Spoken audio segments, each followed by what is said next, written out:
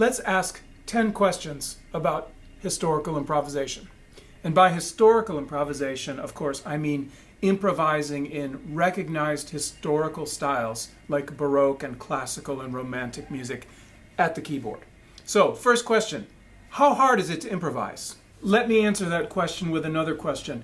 How hard is it to tell a simple story in German? Well, that depends.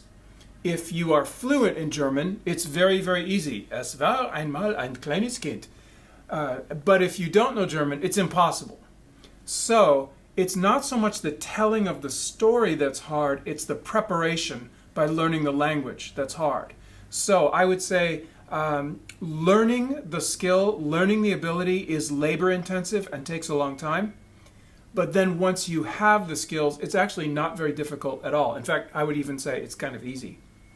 Second question, why could so many of the famous musicians improvise? We read stories about Bach, Mozart, Beethoven, and so on, Chopin, of course, all able to create music seemingly out of nothing.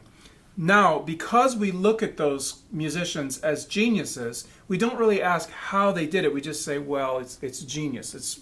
Might as well call it magic. In other words, inexplicable.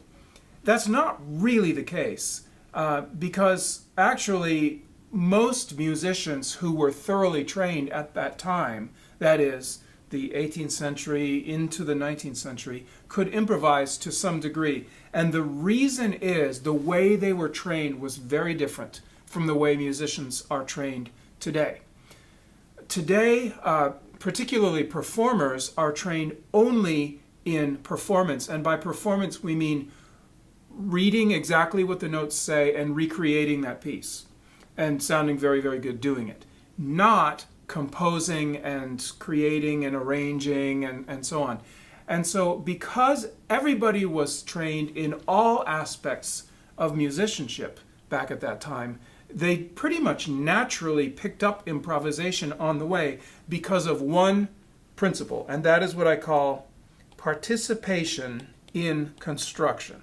In other words, because they had to compose, they had to play from figured bass, and they had to do other things on the creating side, not the recreating side, they participated in constructing music.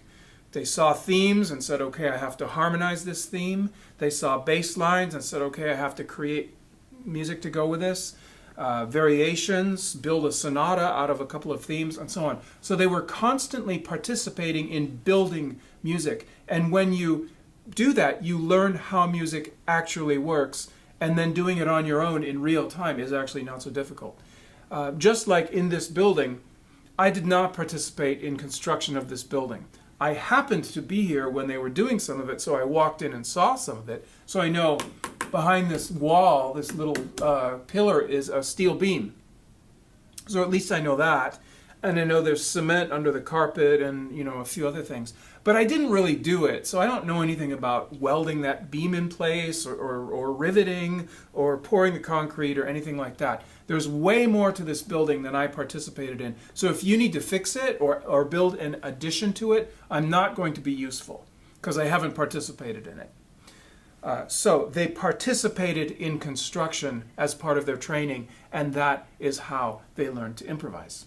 Why can't classical musicians improvise today? Well, really, it's very simple. We're not trained to. In fact, during the 19th century, especially in Paris, the Paris Conservatory was kind of the center of musical activity for a while. You can see this transition where, especially in the keyboard area, the piano area, the published treatises, the books and so on that people would use, change from being all about all aspects of music, including counterpoint and voice leading and this kind of thing, to more and more about technical exercises, until you come to a point where anybody's keyboard treatise has a little bit of general musicianship sort of sprinkled in, and then like 1,000 pages of exercises. And this is where the tradition of Hanon and so on comes from. Hanon, by the way, was a total amateur. Side note, he wasn't even like a real musician, which is sort of funny. So the fact that the conservatory, the Paris Conservatory, was established and became a very important musical institution happened right at the time when keyboard instruments, pianos, were changing, and it was possible to play faster and louder, and virtuosity became a highly valued element. And they turned all of their teaching effort over to that, and improvisation kind of naturally wilted as a result. And so to this day, we have that same priority. Scales, arpeggios, and the Anno Magdalena Notebook, and Gradus ad Parnassum, and Mozart sonatas. We spend all of our time playing the notes somebody else gave us, and none of our time participating in construction of music. And in fact, the scholar Robert Yerdigan has an interesting point of view on this. He says music theory courses in the modern university are so short. It's only generally 4 semesters, and administrators are always trying to get it down to 3. So really, 45 weeks, less than a year of class meetings, in which you're supposed to learn everything about how music works. Well, in again, in the 18th, 19th centuries, people would start in childhood. They would be apprenticed, and they would be just doing this stuff for years and years. So now you're supposed to cram it into 45 weeks. And not only that, you're supposed to cover tonal music and different styles, and you're supposed to make room for 12-tone, and you're supposed to make room for the whole 20th century, and you're supposed to make room for dubstep and hip-hop and Polynesian dance rhythms. And it's spread so thin that it's impossible to get any depth. Furthermore, as Yerdigan points out, the modern conservatory theory curriculum, when you have these students and you set up a class for them, you have to give them a game they can win. So in that amount of time, you cannot expect them to be good at all this stuff, because they'll all fail. And so you have to give them a game they can win, and that game is just kind of a cheap survey of stuff. Throw some Roman numerals on some things, diagram a couple of phrase structures, antecedent, consequent, and get an A. And that actually doesn't turn you into a musician. So that's really why musicians today are not able to improvise. Can just anyone learn to improvise? This is a dangerous question. I've taught a lot of people, and I'm often encouraged at how much people are able to learn at different stages of life: kids, retirees, people in the middle years, professionals, amateurs. I've seen a lot of wonderful stories happen. But can just anyone do it? I'm going to have to say no. First of all, you need a above average aptitude. That's hard to measure. I once had a teacher who said that the definition of talent is just desire. And I think that's about 80% true. If you have this very strong desire that translates into work, into intellectual curiosity, into initiative, then yes, I think that works out pretty well. But people who are, they get excited for one day and then they get distracted by something else, no, they're not going to get anywhere. If their general musical aptitude is not that good, pitch recognition, audiation, a sense of rhythm, then no. So no, I would not say every single person can learn to improvise at an advanced level on the keyboard. It does take a certain aptitude, a certain level of intelligence, intellectual curiosity, what we might call talent, and certainly determination. What background is required?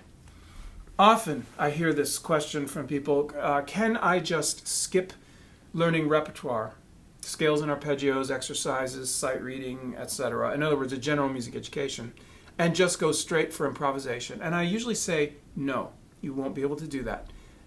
You build your improvisational abilities on your overall musical capability and literacy. So if we're improvising in historical styles, where do we get the idea of style? Well, we get it from repertoire. Where do we get the idea of, the style of Mozart? Well, we get it from Mozart. So I think you have to play quite a bit of standard literature. You need to read, sight read. You need to understand the sounds. You will need some kind of theory chops, some way of describing all the stuff that is going on. You will need literacy. What did all the important composers write? What's the difference between the style of Domenico Scarlatti and the style of Haydn, for example? What's the difference between Chopin and Schubert? You need to know all these things. What are good keyboard figurations, sensible keyboard figurations? Good voice leading, logical, beautiful, smooth voice leading. And audiation. Can you hear pitch and reproduce it? Can you hear chord qualities, major, minor, augmented, diminished, all the types of seventh chord suspensions, and so on. So you do need quite a bit of background before beginning working on historical improvisation. Can't we just rely on talent, inspiration? Why do we need all this study and all this theory? Doesn't it kill the, playing from the heart? Well, this is an old argument and a kind of ignorant argument. You are not going to be able to create anything worthwhile in a language in which you have no fluency. What you're going to do is play the 2 or 3 little riffs that you have absorbed over and over and over again. If you've never learned to modulate, you're not just going to accidentally discover how to modulate, you're just going to sit there in C major for the rest of your life. So this is a little bit of a myth that there's a way to bypass knowledge. It's a very 19th century romantic idea that there's this kind of higher way of just playing from the heart. Well, it's true that there's such a thing as boring, uninspired music making that follows all the rules. That's definitely true. It's also definitely true that maverick, rule-breaking, rogue artists often are highly influential and discover great new things and make great music. However, I would argue that in the case of the people that seem to come from outside of theory and learning and so on, there's a different kind of theory and learning that's still underpinning what they do. So if you take blind musicians, for example, who obviously can't read, notation, music notation. So I think immediately of Art Tatum, of Stevie Wonder, of George Shearing, and many others. I've met some fantastic blind keyboard players personally. What you have instead of notation is some kind of mental model of the sounds, okay? Stevie Wonder couldn't read the score for Superstition if it was ever written down. But he had a mental model of how funk grooves work, that there's a strong downbeat every 2 measures, and that it uses sort of favors the minor pentatonic scale. And whether he would articulate those in a classroom, I don't know. But he certainly had some kind of mental framework that governed what he did. And I would say that's always the case with a spectacular talent. It might not be articulated in the same words, but there's still a framework for everything they do. There's still a music theory of some kind going on. It's not magic, and it's not just being channeled through them by the spirits. They have some sort of theoretical framework. How long does it take to get good at this? I don't know. It's different for everybody. It all, of course, depends on background and aptitude and how much time you put into it. Generally, I teach college, so I tend to think in terms of semesters. So I usually say a semester on each major concept in order to absorb that concept and make it part of the way that you think. So if I were to design a college level course in this, it would definitely be a couple of years long at least to get the basics in place. So I would expect a few years to at least get solidly on your feet. But beyond that, it's very hard to say because everybody's different, and of course they spend different amounts of time and they come to it with different aptitudes and backgrounds. What kinds of pieces can be improvised? In other words, what type of music is, I'm going to make up a word here, improvisable. In other words, is there a category of music that no matter how smart you are, you're not really going to improvise anything like that? And there are categories of music that can be done. Well, at the outer extremes, I would put things like the Art of Fugue by J.S. Bach. It seems pretty clear to me that this music was carefully engineered and gone over outside of real time, like at a desk on paper, at leisure, after a lifetime of experience being the greatest musician in the world. And the likelihood that anybody that I know would be able to summon the same level of insight and be able to do that in real time, not outside of real time, I think is very, very unlikely. So yeah, there are things that are not improvisable, just because of the complexity of the counterpoint, perhaps. Another thing that makes things not improvisable is extreme technical demands that have to be practiced over and over. For example, I think of the Etude in thirds in G sharp minor of Chopin. Well, a lot of people play this. Nobody plays it the first time they ever saw it. It takes lots and lots of repetition. And by the time you've repeated it enough, it's not improvisation for sure. It's memorization. So yes, there are things that are not improvisable. However, there are things that are. And what makes them improvisable is, one, the technical demands can be done without practicing. Or they can be done with relying on other things in a similar style that you've played before, that customizing it in the moment is not so difficult.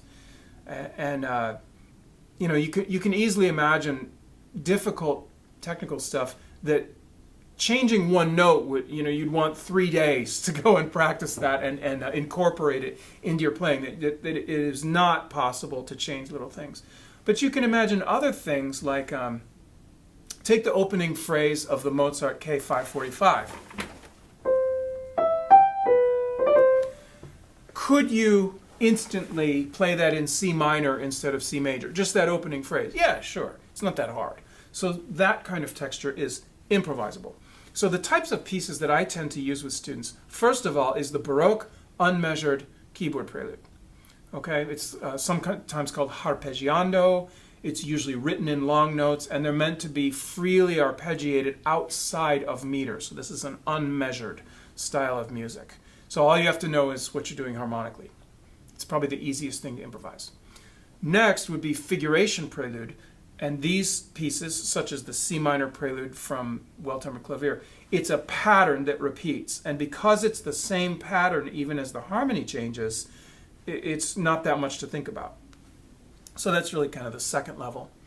After that, variations, because you have a repeating harmonic pattern. So a variation passacaglia or chaconne, quite manageable. Next, we'd move to short forms, minuet and allemande and other dance forms. These create new challenges, but because they're short and they have a really clear harmonic structure, they're still at the earlier end. Then we move into more free-form things, toccatas, multi-sectional works like preludium in the style of Stilus Fantasticus, overture, stuff like that. At a higher level would be fugue, sonata, and other more ambitious works. And this takes a lot more time to get to. But yes, there are many, many types of pieces that are improvisable. What are the steps to begin?